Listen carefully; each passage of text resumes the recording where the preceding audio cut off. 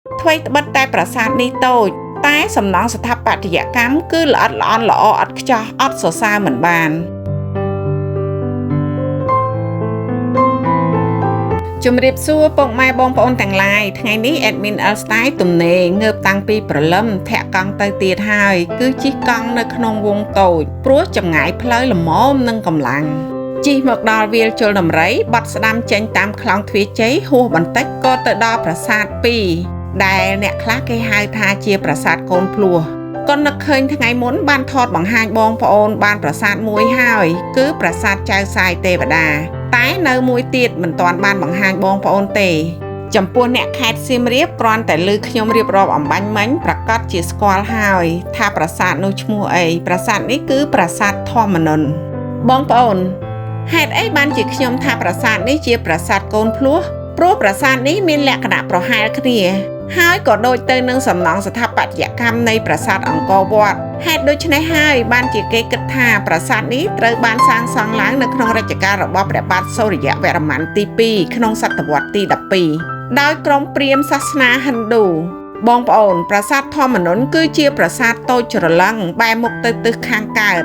ដែលសង់អំពីថ្មភក់មានប្រាង្គតែមួយទេប្រាសាទនេះមានទម្រង់និងទិសដៅរចនាគឺដូចគ្នាទៅនឹងប្រាសាទចៅសាយទេវតាប្រាសាទធម្មនន្ទមានខ្លោងទ្វារតែ2ទេ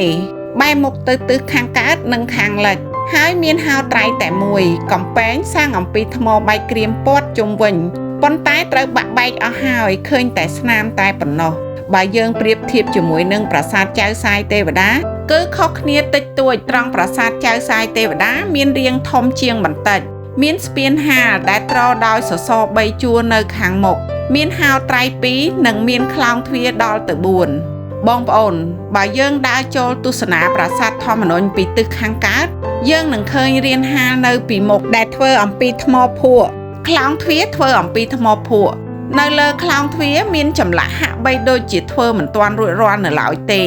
បើយើងងាកមើលទៅលើនៅលើផ្តែរគឺមានចម្លាក់រូបព្រះកាលនៅលើហោជាងក៏មានចម្លាក់ហាក់បីដូចជាមិនទាន់រួចរាល់ឬក៏អាចសឹករិចរើក៏ថាបានបើយើងបែរទៅមើលច្រកចូលនៃខ្លោងទ្វារគឺរត់ត្រង់ជួរចំខ្លោងទ្វាររបស់ប្រាង្គធំនៃប្រាសាទនេះប៉ុន្តែគ្មានស្ពានតភ្ជាប់ដោយប្រាសាទចៅសាយទេវតាទេបងប្អូនពេលដែលយើងមកដល់ប្រាង្គធំយើងត្រូវដើរឆ្លងកាត់តាមយ៉រខាងមុខនៅខាងលើមានពិដានដែលធ្វើពីបេតុងស៊ីម៉ង់ទាំងនេះគឺជាការជួសជុលនៅសម័យក្រោយៗរបស់សាលាបារាំងចុងបូព៌ានៅលើផ្តែរខ្លោងទ្វាររបស់ប្រាង្គបែរមុខទៅទិសខាងកើតមានចម្លាក់មួយផ្ទាំងដែលនៅស្អាតប្រណិតអស្ចារ្យដែលជារូបព្រះវិស្ណុគង់នៅលើបក្សីគ្រុឌដែលជាយានជំនិះរបស់ព្រះអង្គបងប្អូនមើលទៅគឺស្អាតប្លែកជាងគេចំណែកឯនៅក្នុងប្រាង្គកណ្ដាលនេះសពថ្ងៃគឺមានរូបព្រះពុទ្ធបដិមាដែលបានបាត់ព្រះកេសហើយនៅសល់តែដងខ្លួនទេបងប្អូនបើតាមការបរិយាយរបស់មគ្គុទ្ទេសក៍ទេសចរនៅក្នុងតំបន់ប្រាសាទអង្គរវត្តនេះបាននិយាយថាកាលដើមឡើយនៅទីនេះគឺមានតម្កល់លិង្គដ៏ធំមួយនៅលើស្នាត្រនីដែលជាព្រះសិវលិង្គតំណាងឲ្យអាទិទេពនៅក្នុងព្រហ្មញ្ញសាសនាប្រាង្គធំនេះមានទ្វារចំហតែមួយទេទ្វារ3ទៀតជាទ្វារបញ្ឆោតដែលឆ្លាក់ជាទម្រង់ទ្វារតែបិទជិតមិនអាចបើកបានមានចម្លាក់ស្អិចស្កះនៅលើទ្វារទាំងនេះអមទៅដោយសសរពេជ្រមួយគូនៅពីលើទ្វារបញ្ឆោតទាំង3មានចម្លាក់រូបព្រះកាលដូនតាយើងធ្វើទ្វារបញ្ឆោតគឺតំណាងឲ្យទ្វារដើម្បីស្រូបទាញកម្លាំងពីចក្រវាឡទាំងមូលឲ្យចូលមកសន្ធិដ្ឋនៅក្នុងប៉មកណ្ដាលតាមទិសទាំង4ការធ្វើបែបនេះគឺដើម្បីឲ្យប្រាសាទទាំងមូលមានកម្លាំងដ៏ពិសិដ្ឋបងប្អូនដោយសារតែតួប៉មតូចដូច្នេះហើយបានជាដូនតាយើងគាត់ធ្វើជាទម្រង់ទ្វារបញ្ឆោតបើយើងមើលទៅលើប្រាសាទធំដូចជាប្រាសាទអង្គរវត្តប្រាសាទបាយ័នលោកធ្វើទ្វារបើកចំហទាំង4ទិសតែម្ដង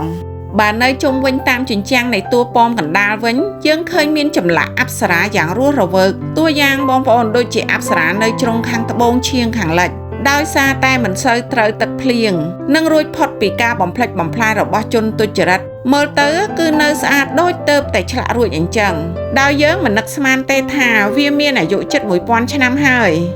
បើយើងងាកទៅពិនិត្យមើលនៅលើអប្សរានេះគឺមានរចនាបថដូចទៅនឹងអប្សរានៅលើប្រាសាទអង្គរវត្តដែរ ដូចជាទម្រង់ភ្នំសក់មានជើងបែរទៅចំហៀងនិងជាពិសេសគឺសម្ពុតស្ដាងមើលទៅឃើញទម្រង់ជើងបងប្អូនបើយើងមើលទៅខ្លាំងទ្វារទិសខាងលិចគឺនៅស្អាតដូចទម្រង់ដើមគ្រាន់តែចម្លាក់រាងសឹករិចរិលនៅកន្លែងខ្លះបើយើងងាកមើលទៅកំពូលនៃខ្លោងទ្វារយើងឃើញមានរូបនាគរាជហុំព័ទ្ធហោជាងនៅលើហោជាងមានចម្លាក់ដែលបរិយាយពីរឿងទេវកថាសាសនាហិណ្ឌូដូចជាព្រះសិវៈតាំងសមាធិនៅលើភ្នំហេមពាន្តនាងភាវទីធ្លាក់ពីលើឋានសួគ៌មកជួបនឹងព្រះសិវៈព្រះគ្រឹះដែលជាអវតាររបស់ព្រះវិស្ណុកំពុងតែឈរទ្រភ្នំកោវណៈដើម្បីការពារក្មេងពង្វាលពីទឹកភ្លៀងរបស់ព្រះឥន្ទនិងមានចម្លាក់ផ្សេងទៀតច្រើនស្អិចស្កះអរគុណបងប្អូនទាំងអស់គ្នាដែលបានទស្សនាវីដេអូខ្ញុំតាំងពីដើមរហូតដល់ចប់បងប្អូនកុំទាន់ទៅណានៅចុងវីដេអូខ្ញុំនឹងមានវីដេអូដែលផ្តិតយករូបភាពនិងរូបចម្លាក់ជាច្រើនទៀតនៅលើប្រាសាទធម្មនន្ទអមដោយបទភ្លេងសម្រាប់បងប្អូនខ្មែរយើងទោះនៅខេត្តសៀមរាបក្តីនៅខេត្តផ្សេងក្តី